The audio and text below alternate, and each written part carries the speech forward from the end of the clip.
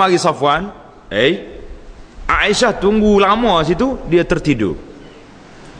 Safwan ni pernah tengok Siti Aisyah waktu belum turun hijab, dan dia tengok, dia kenal, dia kata yes. Apa dia kata? Tengok. Safwan ni seorang yang jujur. Bila dia tengok Aisyah, dia kata inna lillah wa inna ilaihi raji'un. Tak bercakap sepatah. Bila dia pasti ni Aisyah, itu yang dia kata inna lillah wa inna ilaihi raji'un. Maknanya bala besar ni, isteri Rasulullah boleh tertinggal kat sini, apa jadi? Maka dia tundukkan unta, dia suruh duduk. Aisyah naik. Lepas tu dia tarik unta dia.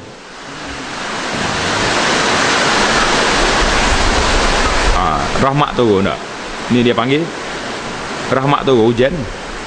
Orang tanah padi suka rahmat. Orang duduk suka, tak suka. Alhamdulillah. Allahumma ja'alhu sayyiban nafi'an.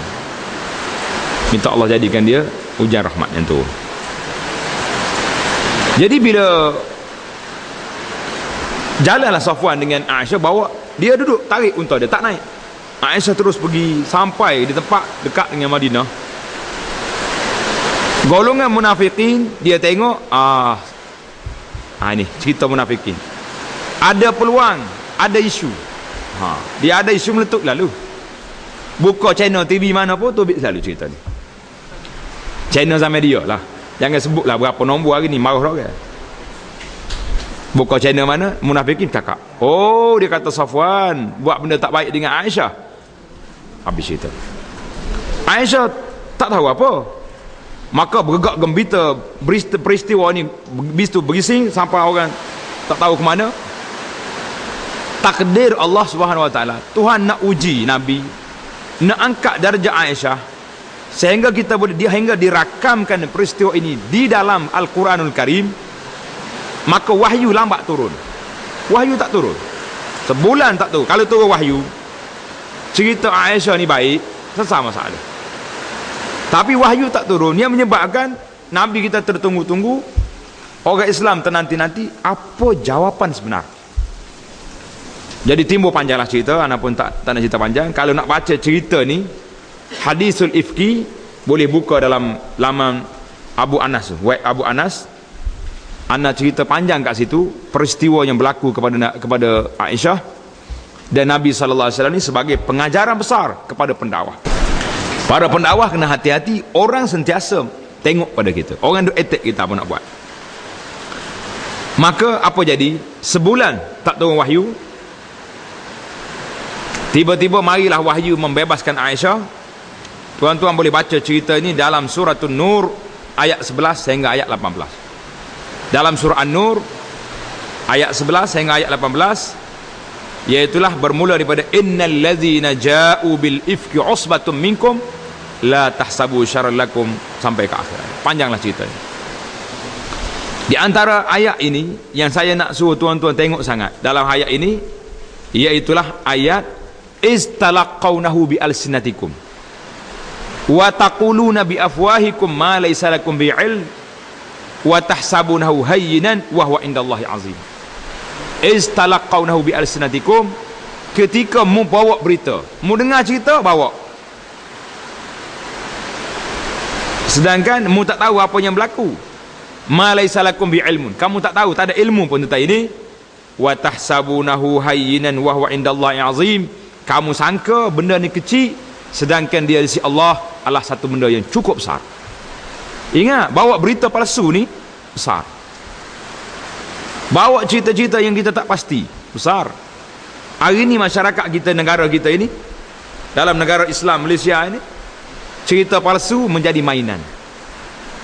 Sekejap cerita ni keluar, sekejap tu keluar, ada je isu pula benda-benda dalam kain yang memalukan orang tua-tua. Bila anak-anak baca surat khabar sekali dengan ayah, malu tak malu? Ini kita yang dengar cerita ni pergi jampuk sama, pergi kata juga tak.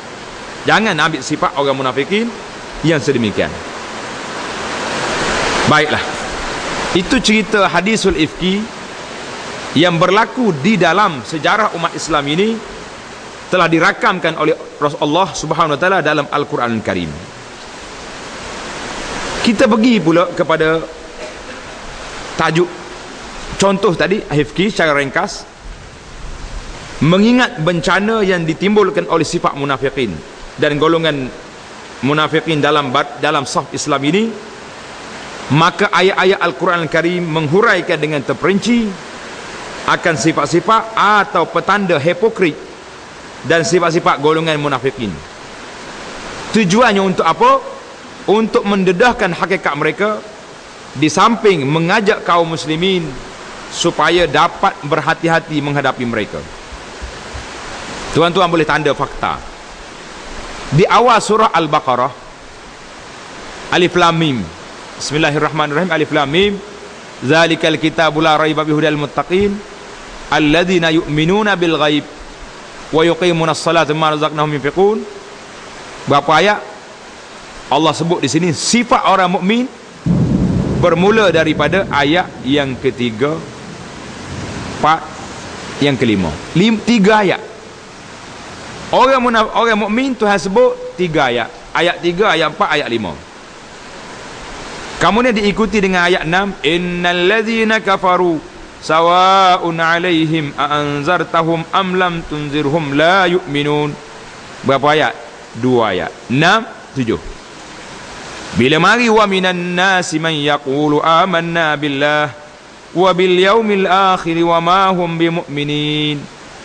Allah rakamkan dalam ayat ini bermula daripada ayat 8 sampai ayat 20. Berapa ayat ada? 12 ayat yang menceritakan kepada kita tentang sifat-sifat munafikin. Wal iyaz billah. Kita boleh baca di awal surah Al-Baqarah 8 ayat, daripada ayat 8 sampai 20. Ini bermakna sifat orang munafikin telah dihuraikan cara panjang lebar dalam Al-Quran sebanyak berapa? 12 ayat. Kemudian itu sifat dia, boleh baca dalam satu-satu. Untuk menyedarkan orang mukmin tentang bahaya golongan munafikin ini dalam kumpulan Islam, Allah Subhanahu wa taala memperuntukkan dalam Al-Quran satu surah khusus, satu surah tentang mereka, iaitulah surah Al-Munafiqun. Al-Munafiqun, satu surah ada di situ. Apa dia surahnya?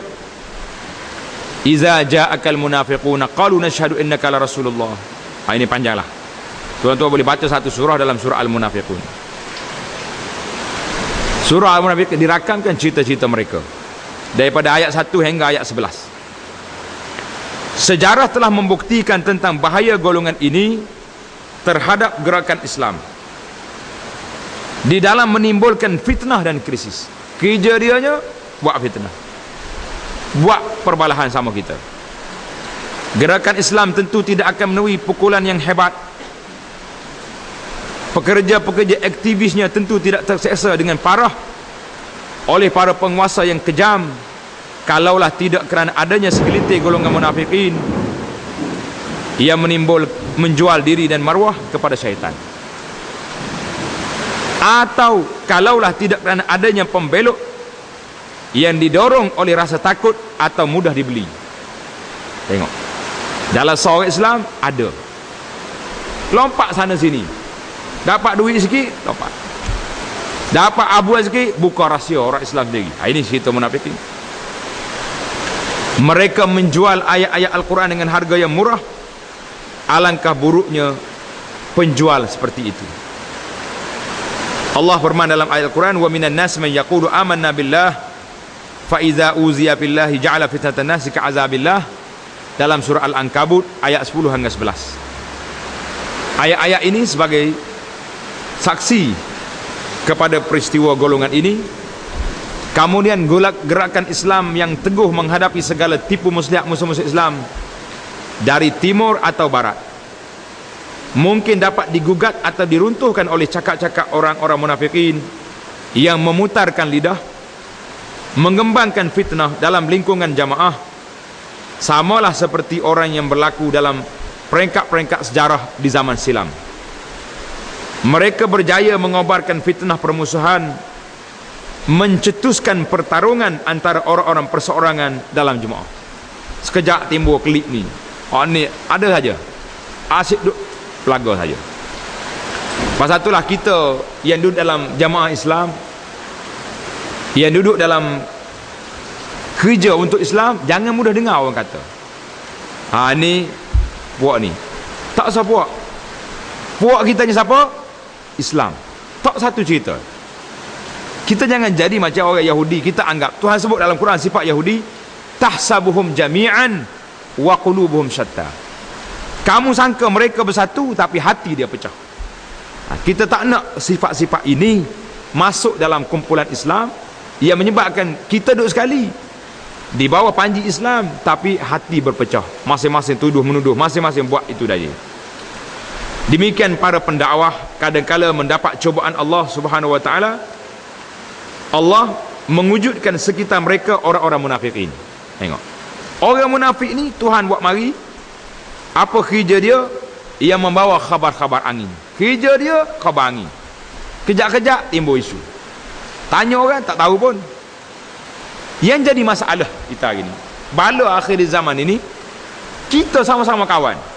Bila dengar orang cakap, dalam telefon kita ada nombor telefon dia, rumah dia kita kenal, pejabat dia tahu, nak jumpa dengan dia bila-bila masa tak jumpa, tengok aja perang ulah lalu. Wartawan dapat berita ni, tambah sikit lagi. Besar tak besar isu? Besar. Sepatutnya bila berlaku sama-sama kita, Assalamualaikum ya akhi, orang kata macam ni betul, baru sedar. Ni tak ada ya akhi dah, bahasa bahasa lalu. Dengar-dengar tu bahasa dah, bahasa perangai sama guru.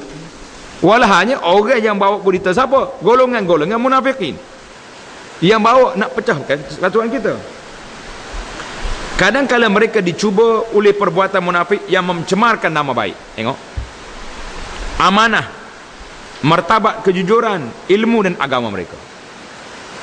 Pendek kata, mereka dihadapkan dengan pelbagai perbuatan yang menghakis kewibawaan semata-mata untuk memuaskan dendam kesumat golongan munafik tersebut. Segala cobaan dan ibtila, ujian tersebut ialah Allah Subhanahu wa taala nak memastikan kelurusan atas suatu pergerakan dan sikap anggota-anggotanya untuk Allah mengampunkan dosa mereka dan meninggalkan martabat mereka menghadapi golongan munafik tersebut. Kita kena ingat, ujian ini Allah nak angkat darjat. Allah SWT nak beri kemenangan kepada jamaah muslimah. Dia tak beri dengan mudah mereka melalui ujian-ujian yang begitu gawat dan getir. Allah SWT sebut dalam Quran, in tamsaskum hasanatun tasuhum wa in tusibkum sayyi'atun yafrahu biha. Ini sifat munafikin. Jika kamu orang Islam memperoleh kebaikan, mereka sedih. Kalau orang Islam kena bala, kalah peperangan ataupun apa benda, yafrahu biha, mereka ketawa gembira. Allah. Maka bekalan seorang dai dalam menghadapi hal ini satu penyelesaian. Apa bekalan yang kita nak buat menghadapi golongan ini? Iaitulah tabah menghadapi kesusahan, sentiasa berlindung di bawah rahmat Allah. Allah Subhanahu wa taala sahaja tempat mengadu dan tempat berlindung dari kejahatan insan munafik dan syaitan yang direjam. Jangan sekali-kali kita terikut-ikut, dia ni jahat, dia buat ilmu sihir. Tak. Kita kena balik kepada Allah dan Rasul. Sungguhnya sikap baik sangka terhadap Allah, percaya akan keadilan, rahmat dan kudrat Allah Azza wa Jalla adalah merupakan sebaik-baik hiburan bagi para pendakwah di jalan Allah. Kita ingat para pendakwah bila kena ujian, dia suka. Ada seorang pendakwah yang hebat, kita dengar cerita lah, tapi kita pun tidak nak. Dia kata, aku ni ikut keadaan. Kalau orang buang aku negeri, aku melancong pergi tengok negara orang lain. Kalau orang tahan aku dalam penjara, aku berkhulwat, beribadat pada Allah. Orang yang hati. Kita wal'iyadzubillah minta perlindungan Allah, jangan duk minta. Nabi tak ajar kita minta bala. Was'alullah al-afiyah. Nabi kata, hendaklah kamu minta afiyah, keselamatan dengan Allah. Jangan minta bala. Wala tatamannaw liqa'al adu, jangan bercerita nak jumpa musuh. Tak. Tapi wa idza laqitum fasbutu, kalau dia datang sabar, lawan. Ini sikap. Akan tetapi apabila kita menyatakan bahawa para pendakwah umat Islam kena berlindung dengan Allah Subhanahu Wa Taala dalam menghadapi bencana munafikin, tidak bermakna mereka